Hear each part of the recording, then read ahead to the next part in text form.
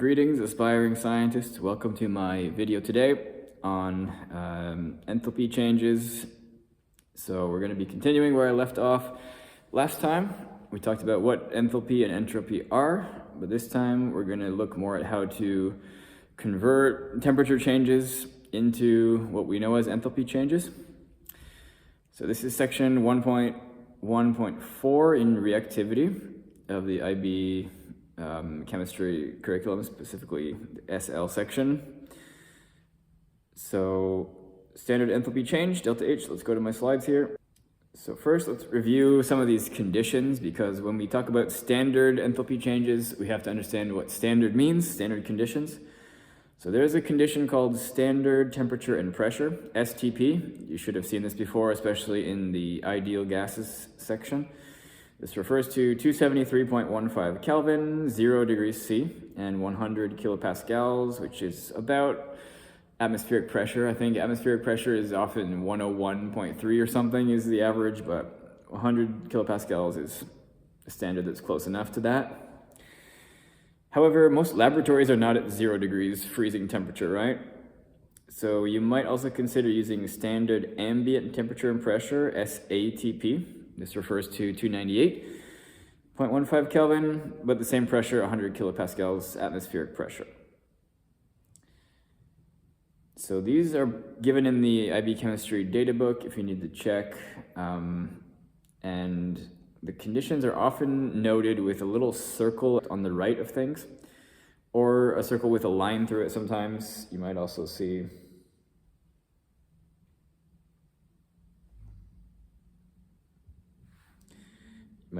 something like this for standard, or like this. But in my slides here, I'm just going to use the regular little circle. So, enthalpy change, there's many different types. The basic one that we might have been talking about is just enthalpy change of a chemical reaction or of a physical process. We can label that just delta H reaction or delta H process, but there's other slightly more specific examples of that. So there is standard enthalpy change of formation. This would be when some compound is made from its base elements. So for example, making CO2 from carbon solid and oxygen gas. And those base elements would always be in their standard states at STP. Okay, so that's standard enthalpy change of formation. Standard enthalpy change of combustion. You should know that combustion is combining a fuel with oxygen to make water, H2O, and CO2, carbon dioxide. So fuels will have their enthalpy of combustion here. Enthalpy change of solution. So this would be the specific process of dissolving something in a solvent, usually water. Standard enthalpy change of some state change, so we can have vaporization, condensation, melting. It's often called fusion, I think. There's various different names, but whatever your state change process is, you can have an enthalpy of that. Standard enthalpy change of reaction. So this is a very general one that I kind of already introduced. Just for any chemical reaction, you can label it having an enthalpy of that reaction. And there are many others, of course, too many to list, but these are just some of the ones we might be concerning ourselves with in IB. So just quickly, what is enthalpy change of formation? I mentioned it a little bit, but you can write that with delta H subscript F superscript circle for the standard. So this is defined as the enthalpy change for the formation of 1 mole of substance. So that would mean it is a product in the chemical reaction, balanced chemical equation, and its mole ratio, stoichiometry ratio, must be 1 on the right side. So this will often have fractions of reactants to make sure that that product is always 1 mole. Standard states at standard pressure of 100 kilopascals.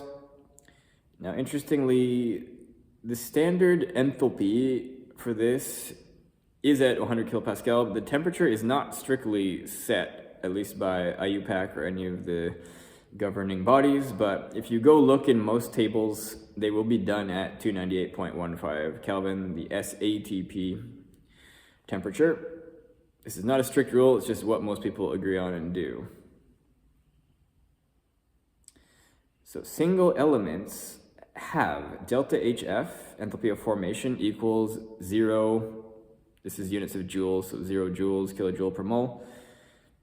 And that's because forming an element from base elements, well, such a thing wouldn't really happen, right? They are already base elements, so the process is no process, the change is no change in energy. But everything else, compounds that are composed of multiple elements, should have an enthalpy of formation. And I think it can be negative or positive. A little bit more frequently it will be negative, so exothermic to make some compounds. So examples here, we have enthalpy change of formation of methane and phenol. So methane, carbon solid, 1 mole plus 2 moles of H2 hydrogen gas goes to 1 mole of CH4 gas. Enthalpy change of formation, minus 74.9 kilojoule per mole, a little bit exothermic. And then phenol underneath, 6 carbon plus 3 H2 plus 1/2 O2. As I said, we often have fractions on the left side here to make exactly 1 mole of C6H5OH solid. Delta HF, minus 165 kilojoule per mole. So quite a bit more exothermic, and that often is just because more molecules, more atoms are coming together to form this molecule, 6 carbons instead of 1 previously for methane. All right. So also enthalpy change of combustion is one of the other most frequently appearing ones in IB, delta HC standard. So again, this is the enthalpy change for combustion of exactly 1 mole of substance we can label as a fuel at standard pressure, 100 kilopascals. Again, there is actually no strict temperature as far as I could find for when you must do enthalpy of combustion, but most people agree, most data tables show SATP temperature, 298.15 Kelvin. But again, not really a strict rule. This is exothermic though, combustion, as far as I know, is always exothermic. Example, butane. So we have 1 mole of butane here plus 13 over 2, 6.5 moles of O2 gas goes to 4 CO2, 5 H2O. And that is very exothermic, minus 2,878 kilojoule per mole. All right. Now, what I want to introduce here next is the idea of specific heat capacity. This is really a constant that exists for each substance that lets you know how to convert between temperature change and energy required for that temperature change. So every material has its specific heat capacity. We'll label with small c. That represents the amount of heat. We'll label with Q in kilojoules. And it's defined as that heat required to raise the temperature of 1 kilogram by 1 degree Kelvin, or 1 Kelvin. All right, so the amount of energy required will also depend on how much of the stuff you have, and we define that with the mass. So materials with low heat capacity increase in temperature faster when heat is transferred to them. You would need less heat to raise such a material's temperature if it has low heat capacity.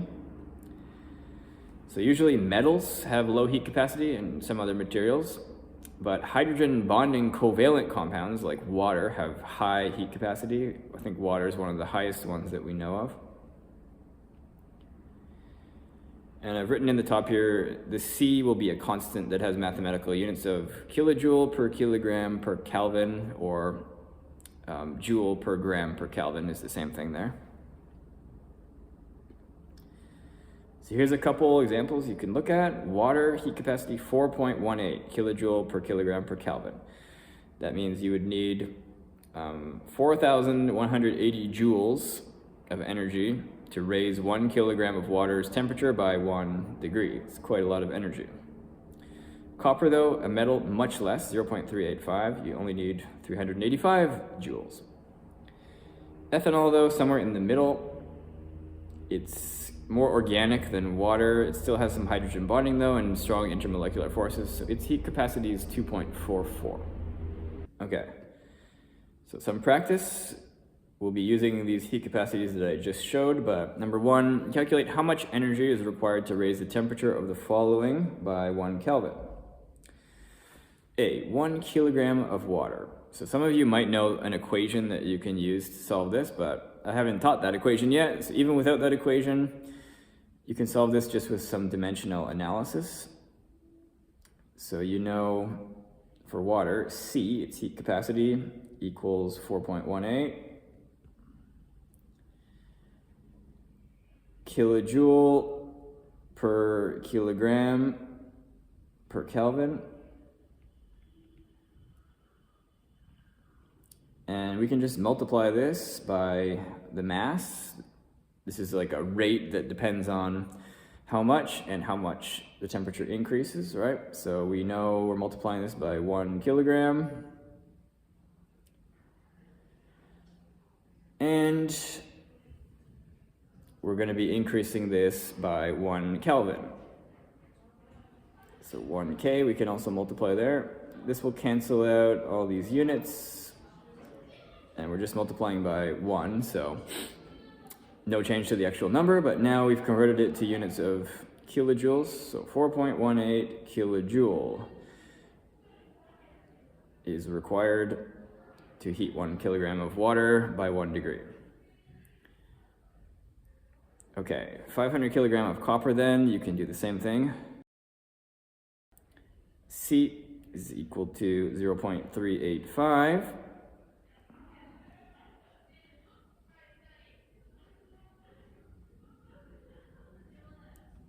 Kilojoule per kilogram per Kelvin.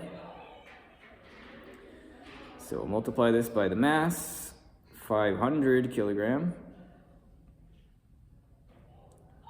And the temperature change, again, 1 Kelvin. These units will cancel out. Kilogram, Kelvin will be left with kilojoules. So it ends up 192.5, but we'll say that's 3 sig figs, about 193 kilojoule. Sorry, I'm off the page a bit, but 193 kilojoules for that. But if this was water, this would have taken much, much more energy, because instead of 0.385, we'd be multiplying by 4.18, right? All right, so then number 2, which of the following is correct? Let's just go through each of these and say whether it could be true or not. A, if the same heat is applied to equal masses of ethanol and water, the temperature of the water will increase more. Is that true? We'll look at their heat capacities. Ethanol is much lower than water. That means it requires less energy to raise its temperature. So if the same heat is applied to both, the temperature of the ethanol should actually increase more. So A, don't think so. B, if equal masses of water and ethanol at 50 degrees C cool down to room temperature, ethanol gives off more heat. Is this true? Well, one thing you can think about is just the definition and meaning of heat capacity. Okay, things with higher heat capacity have a higher capacity for heat energy. So if both water and ethanol are at the same temperature, water actually would have required more energy to get to that temperature. So when it cools down, it can release more of that heat. So it should be the case that water would give off more heat when cooled down to room temperature. So B, disagree. C, more heat is needed to increase the temperature of 50 grams of water by 50 Kelvin than 50 grams of ethanol by 50 Kelvin. This one does sound correct. This is the definition of heat capacity. Water has higher, so it needs to absorb more heat to reach the same temperature as ethanol. And both have the same mass, 50 grams, so yeah, more heat for the water. D then, let's just check and make sure that it couldn't be D. So if equal masses of water at 20 degrees C and ethanol at 50 degrees C are mixed, sorry, that should be an X. Together, the final temperature will be 35 degrees C. So if you really wanted to solve this and find out what temperature it would be, there is a way to do that with equations we will learn later. But just thinking about this, you should be able to deduce that this can't be true. 35 is Equally between 20 and 30. And so it would kind of be like the ethanol is heating up the water more than could be possible, right? If water takes more energy to raise its temperature, then the temperature should be less than the halfway point between 20 and 50. Okay, it doesn't really make sense that it could be mixed and get the mixture to 35 if water is absorbing the heat in order to heat up. So I would disagree with that. C then is the answer. Okay, let's move on.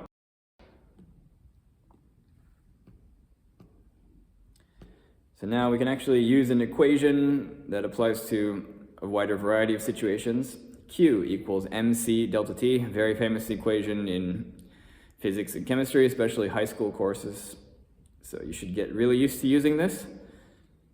Q is the heat in kilojoules or joules, some kind of energy units.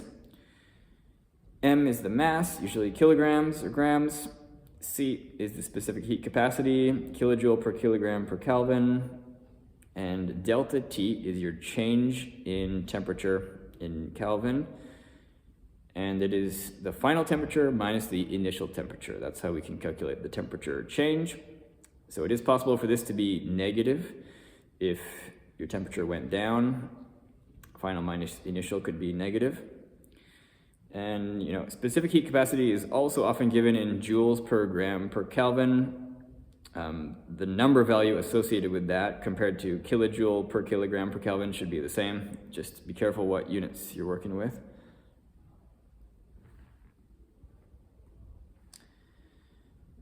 All right, so delta H calculations from thermal energy. Once we calculate that Q, I've told you in a previous video that Q is approximately equal to enthalpy change as well, delta H. Whatever the surroundings get is often what we measure as Q, but our system has a delta H that's essentially an equal amount of energy. What the system gains, what the surroundings gain, the system has lost. So our equation that we can use for this is enthalpy change delta H equals minus Q over N. So Q will be a positive number when the environment gains heat, right? So if you have a mixing solutions or something and your solvent heats up, that's positive Q. Then putting that positive Q into this equation on this slide will give you a negative value for enthalpy.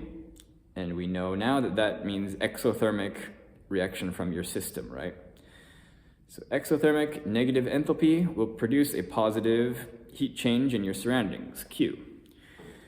Now, Q is negative if the environment loses heat, if your initial is higher than your final, but that will make your enthalpy change when you calculate this be positive because you'll have a minus number if Q is negative.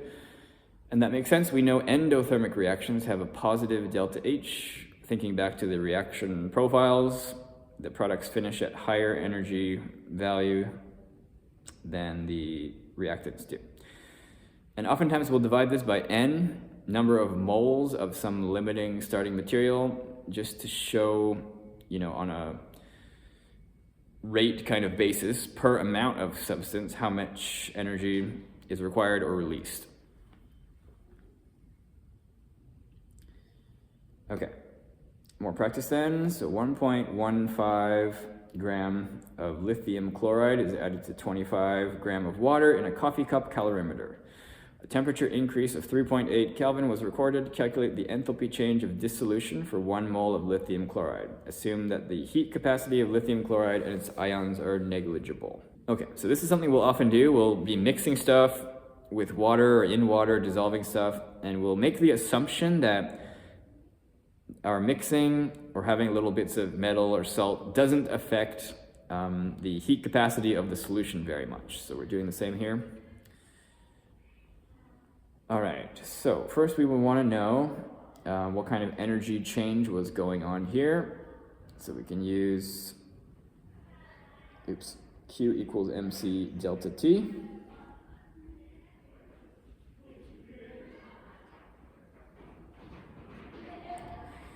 So do we know a mass? Yes, we're going to be using the mass of our surrounding solution here, not the lithium chloride. Again, that should have a very low heat capacity compared to water, so we're going to kind of ignore that. But we'll go with the heat of the solution, the mass of the solution, 25 grams. C, it is water, so we can use the heat capacity of water, 4.18. And I'll make this grams, joule per gram per Kelvin, so that we can easily cancel. Delta T then, temperature increase of 3.8. It's a positive delta T.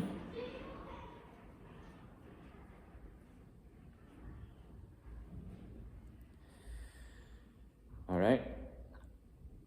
Now that will give us about 397.1 joules. As we cancel the grams and kelvins out, just multiply 25 by 4.18 by 3.8. But we're not done yet. We want the enthalpy change in some kind of joule per mole. So delta H equals minus Q over N. So this will be minus 397.1 joule divided by N. But do we know N? We know we've got lithium chloride. That's LiCl, and we have 1.15 grams of that. So on a little side calculation here, better calculate moles of lithium chloride. This will be equal to its mass over molar mass. Its mass is 1.15 gram. Its molar mass, you can go get this from the periodic table, 1 lithium, 1 chlorine, but it's about 42.394 gram per mole. So that's about 0.02713 mole of our material here. So we can use that.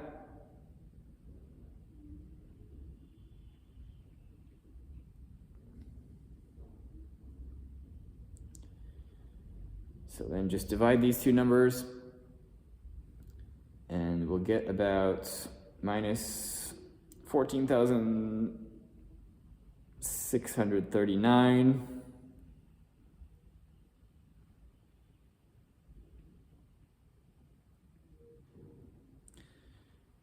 But we'll clean that up a bit. For sig figs, we should have 3, and we'll make this kilojoules to make it shorter. So minus 14.6 kilojoule per mole. Final answer should be good. So exothermic, this is not a chemical reaction, I guess, it's just a solution dissolving process. But we can still find it per mole of dissolving substance. Okay, number 2, 180 joules of heat was transferred to a 100 gram sample of iron, resulting in a temperature rise from 22 to 26. Calculate the specific heat capacity of iron. All right, so we have Q equals mc delta T as our basic heat capacity formula, but we want heat capacity of some substance now, unknown heat capacity. So just to rearrange this, C should be equal to Q over M delta T.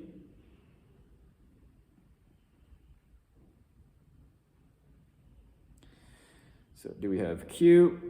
Yes, 180 joule.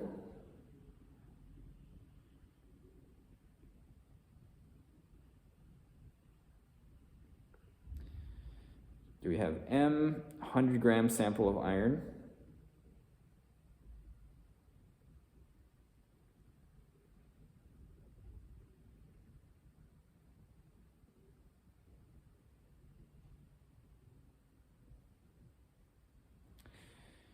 And delta T, final minus initial. So there's a temperature rise. This should be positive, and it is 4 Kelvin, 4.0.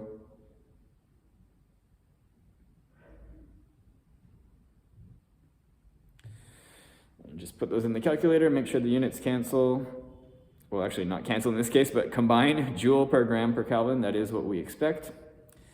And it's about 0.45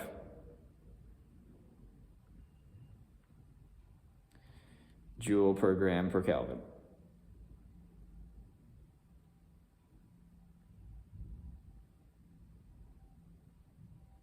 And again, this would be the same numerical value for kilojoule per kilogram Kelvin. Okay, done. In this case, we don't need to worry about the enthalpy. We're just trying to solve for C. All right, next. More practice, calculate the energy absorbed by water when the temperature of 30 grams of water is raised by 30 degrees C. Specific heat capacity of water, 4.18, given to us nicely.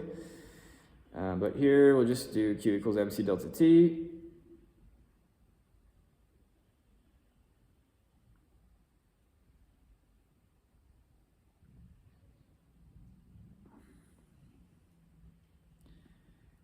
So our mass, 30 gram.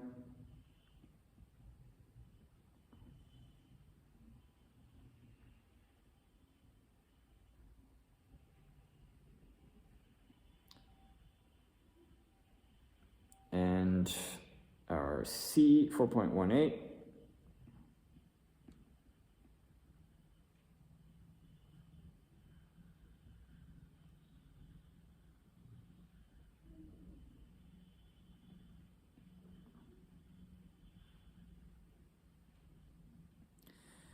And our delta T, 30 degrees raised, that is a positive value, 30K. And I think they're meaning to use 2 sig figs here, so I will also for 30. All right, put that in the calculator, comes out to 3762 joules. But we'll go, how many sig figs? 2, so 3.8 kilojoule.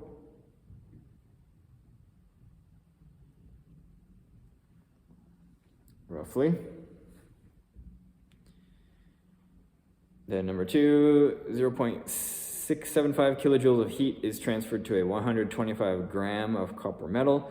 Its heat capacity is 385 joule per kilogram per Kelvin. Calculate the change in temperature of the metal. Okay, this is kind of a unit for heat capacity that we don't see as often, joule per kilogram maybe, but it's still possible to work with, so just make sure your units work out. Okay, so for this, we need delta T.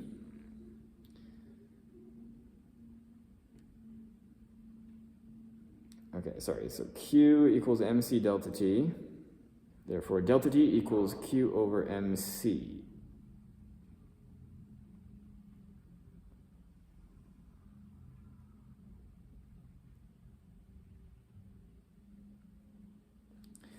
So in this case, we have Q, 0.675 kilojoule, but our C is not in units of kilojoule, so I'm just going to make that into joules, 675.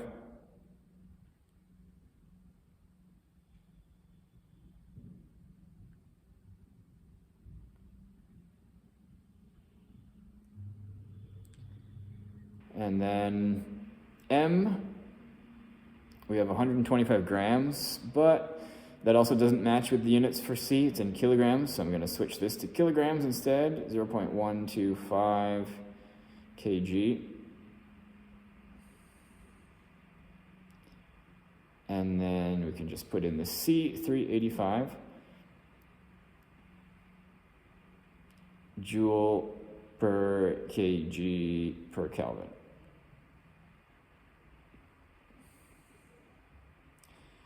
Okay, here joules cancel, kilogram cancel, and we'll multiply by this reciprocal to get Kelvin on the top. So that comes out to 14 with 3 sig figs, so 14.0 Kelvin is what we expect a temperature increase for that. Okay, moving on. Real calorimetry data. So in a real life situation, the thermal energy cannot be perfectly contained. There's always going to be some error, some loss. So the water in a coffee cup calorimeter is constantly transferring thermal energy to the container and the surrounding air. And there's going to be a rate of this in joules per second, how much energy and heat is lost. This is like power from physics. If you studied power, a rate of energy change or transfer. Also known as units of watts, like same as your microwave can transfer to your food, a rate of energy. But to get a good estimate of delta T, we need to try to correct for this effect, this loss. So how to do so? So here's what a graph might look like that someone in the lab measures with their coffee cup calorimeter. They get a steady temperature, room temperature water, then they start the process, whether it's a chemical reaction or dissolving or whatever, and there will be an initial pretty big temperature jump or drop, but you cannot immediately get a good value for that. You just have a couple data points that rise very quickly, and then they'll start to fall as your reaction or process finishes, but heat is still being lost to the environment because it's always being lost. Or, if you had an endothermic reaction and your temperature went down, instead you'll see heat going up as the room transfers heat to it. The opposite case is also possible. But most of the time we're looking at exothermic reactions with heat increases. So if you want to get your actual corrected delta T, what you want to do is keep measuring your temperature sort of beyond where you think the reaction is finished. You'll see as the heat is transferred to the room, you'll get a kind of constant decrease in temperature. That's that linear section on the right. You want to draw a line of best fit through that, try to get a straight line through or near as many of the points as best as you can. And then extrapolate that. That's the word for extending that line further back. Extend it all the way back to the time when you started your process, your reaction or your dissolving or your mixing. Extrapolate that line all the way back there, and then where that intersection happens, your time of addition intersects your line of best fit for the temperature decay. That is the temperature where you want to have your maximum temperature for delta T. So your delta T is that highest temperature minus your baseline room temperature that you started with. It's very often like paper 1 questions or paper 1B or 1A that ask you to identify what's the best delta T for such an experiment. So it's that intersection point at the top all the way down to the baseline temperature. Okay, what else? More practice. So a coffee cup calorimeter was used to measure the temperature change for the reaction between zinc powder and a 1 mole per decimeter cube solution of copper 2 sulfate. The following was recorded, in the table on the left. Determine the enthalpy change for this reaction. Okay, so what to do? First, we can just find out the energy involved here. So Q equals mc delta T. And we do have a mass. The mass of copper sulfate solution is mostly water. It is 28.8 grams. We can use the heat capacity for water then, 4.18 from your data book or wherever, joule per gram per Kelvin. And delta T so is this an increase? It doesn't really say, but it is positive, so we'll assume it is 39.0 positive increase.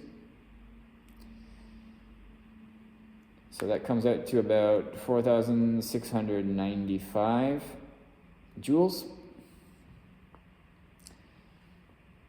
Now, we're going to need per mole for our delta H general equation, minus Q over N. So what is that N? Now, this is a bit of a trick question, or a question that jumps ahead in knowledge a little bit. I haven't talked about limiting reagents, but what you would want to do here is find out which of these reactants is limiting this reaction, which means which one will be completely used up in this reaction. So if you want to find out zinc, you can find the number of moles of zinc pretty easily. Mass over molar mass. So we've got 1.37 gram. Zinc's molar mass 65.38 gram per mole. So that's 0.02095 mole roughly. What's it reacting with though? It's reacting with copper sulfate, CuSO4. How to get the moles of that? Don't use mass over molar mass because we don't really have that, but we have a concentration and a volume. It might not look like we have a volume, but if you look closely and think about it, our solution is 28.8 gram. So M solution is 28.8 gram. But if you know a mass of something that's mostly water and you know the density of water, you can find out what its volume is. So the density of water is roughly 1 gram per milliliter, or 1 gram per centimeter cubed. So we can use that. So maybe just multiply by a density conversion factor, 1 centimeter cubed per 1 gram, like this. That way our grams cancel out and we get 28.8 centimeter cubes. But if we're going to be multiplying this by a concentration, we'd like that to be in decimeter cubed.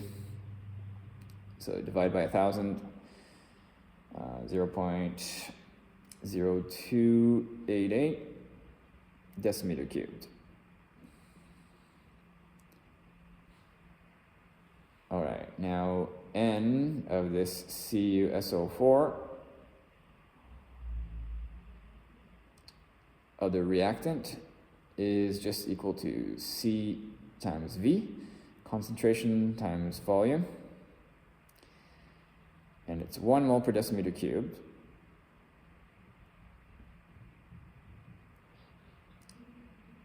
We can multiply by that volume that we just found.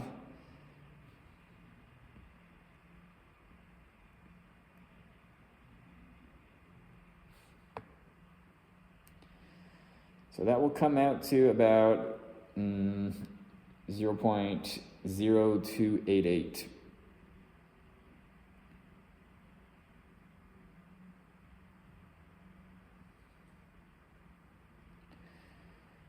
Okay, so why do this? Well, if you think about the balanced chemical equation of what might be happening here, I'll write in the top here, zinc plus CuSO4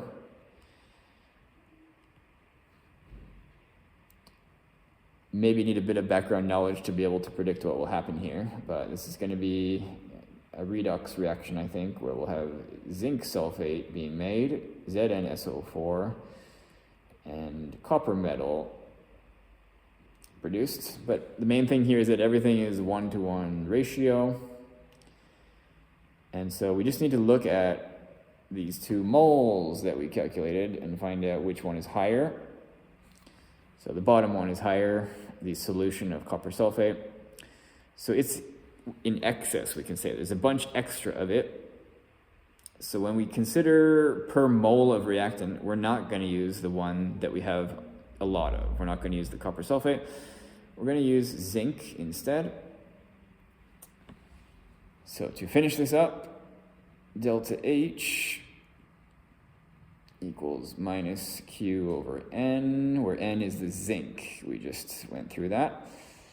So our Q was 4695 joules, and our zinc 0.0295 to 0.95.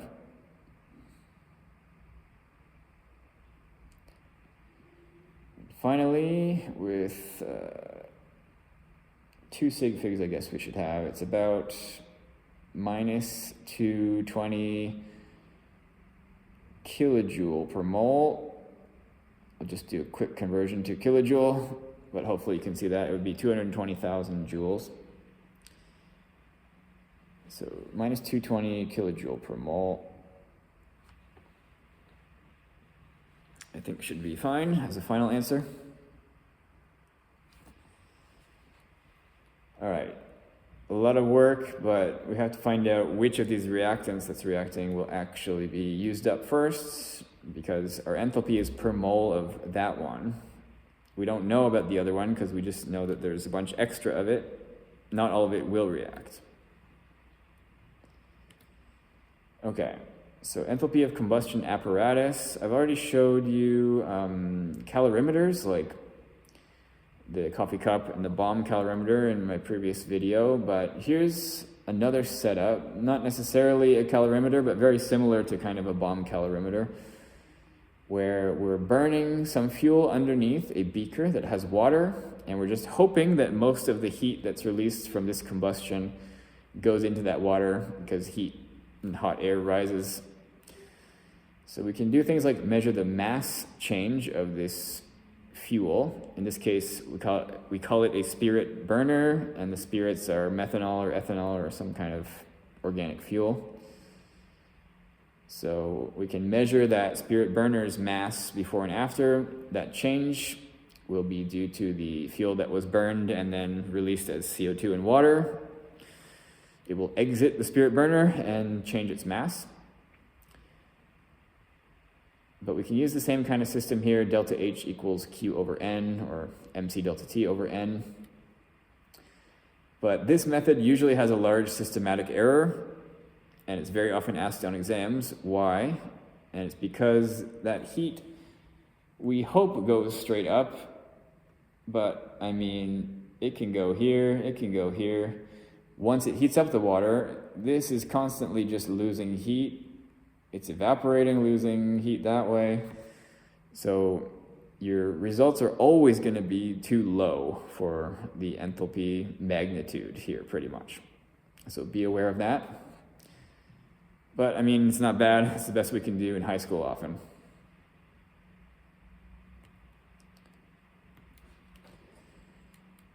Just a bit of a random point here. When we do enthalpy or delta T curves, I showed you time versus temperature and how we can extrapolate a graph that way to get delta T. We can also graph volume added in like a titration situation versus the temperature. In this case, it's not time on the x-axis, it's volume. But you can also do a similar extrapolation, you know, extend your volume further, try to get that line of best fit on the right side for when it becomes a linear section. Extend that back, and then also you should have a linear section near the front where you're adding volume. Try to get a linear extrapolation of that as well. And where those two lines intersect, the highest point, you can use that estimation as your final temperature. So extrapolation and intersection estimation, we can call this. I think this is pretty rare. I've never seen this on an exam, but it was mentioned in a textbook, so I thought I would share. You might also potentially do this in an IA or something. In this case, the one shown here is an acid-base reaction, like a titration with a temperature change. So you could estimate delta T this way.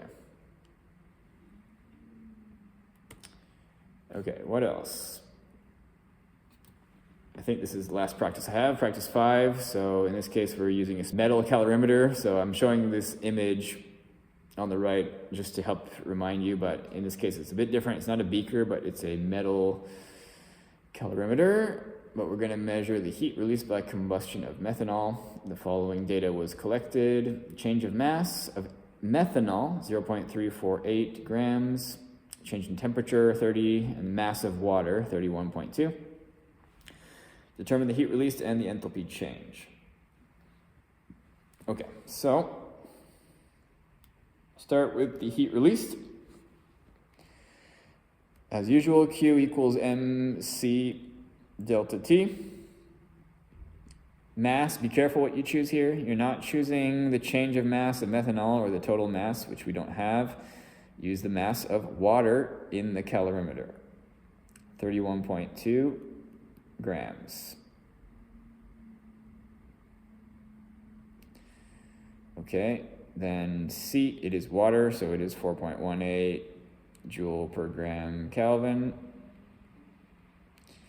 And delta T plus 30.0 K.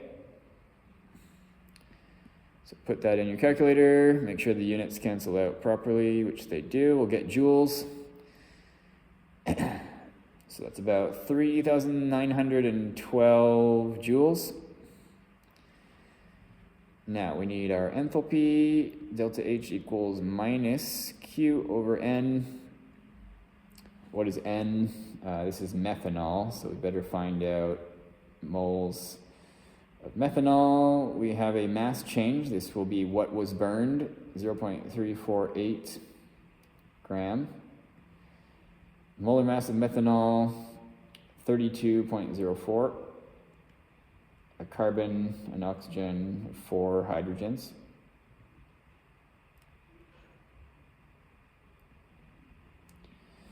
So that comes out to about 0.01086 mole. So then put all these in, 3912 joules, don't forget negative, and moles, 0.01086.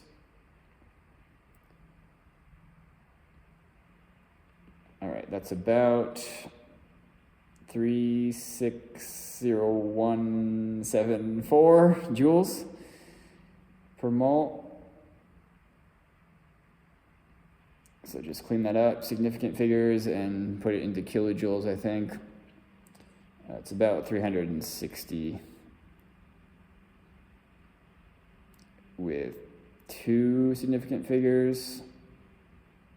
No, we can have 3, so I'm just going to underline this to show it has 3 sig figs. Kilojoule per mole. So pretty high, but this is a good fuel. Don't forget negative as well. Important to show that this was exothermic. Okay. Good. I think that's all the practice I have. But just to finish up with the guiding question for this section. So our question at the beginning of this was, what can be deduced from the temperature change that accompanies a chemical or physical change? So a lot of things. We can know whether the stability of the products or the reactants was higher than the other. We can know if we have a temperature change, we can now convert that into an energy change, and even an energy change per amount of substance, usually moles. So yeah, there's a lot that we can gain. We can assess whether it's endothermic or exothermic process in general. So I think that's how I would answer that. So that's all for today. Next time we'll get into bond enthalpy and how to calculate or estimate the enthalpy change of any reaction based on the types of bonds that are involved in the reactants and products and what might have changed. Hope you enjoyed. Hope you learned something. See you next time. Bye-bye.